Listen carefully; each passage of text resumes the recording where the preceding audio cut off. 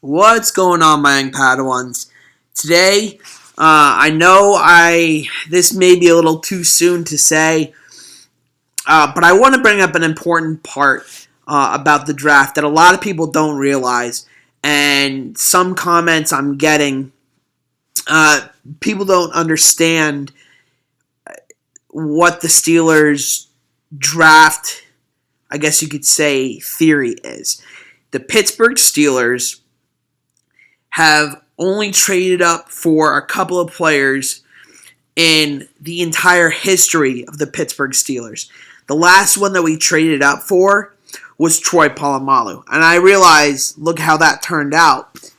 But it is so unrealistic to think that right now, especially with the way that our team has been playing. We have been on fire lately. So what I'm going to explain to you is a theory that a lot of teams use and are successful with it.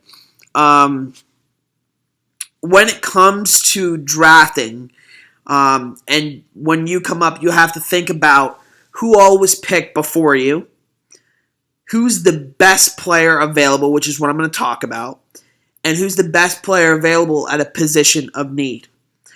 Now, today, this is just an example.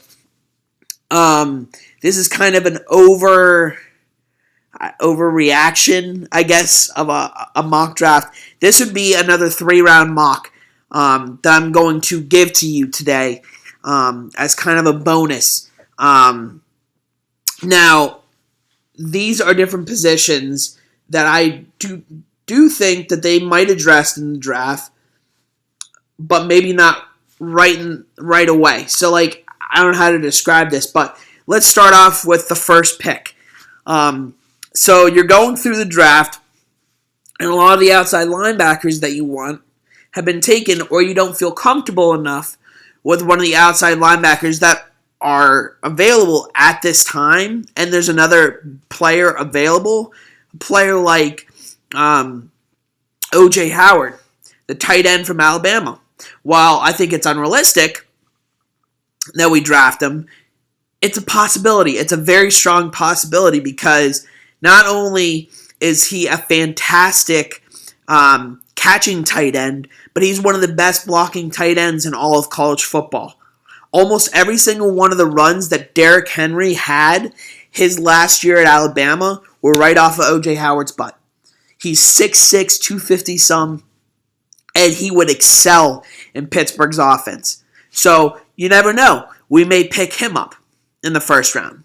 Like I said, this is unrealistic, but this could be another way that we could go. So I guess you can consider this a new mock. So O.J. Howard in the first round. In the second round, you have to address the next best player at the position of need. And in my opinion, outside linebacker is one of the biggest needs. You need somebody to pair up with Bud Dupree. And at that point, I feel like this player will drop in the second round. And that's a player out of Florida State by the name of DeMarcus Walker. He is a fantastic pass rusher, but he has a little bit of troubles with motor.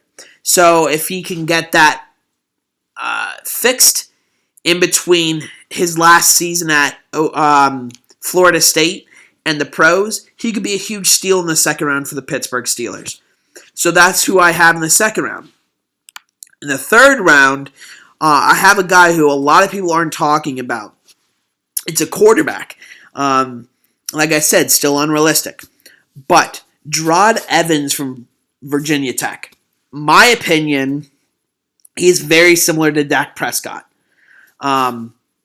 He has that dual threat ability where he can run, but he can also have the pocket awareness to step up in the pocket and let it rip.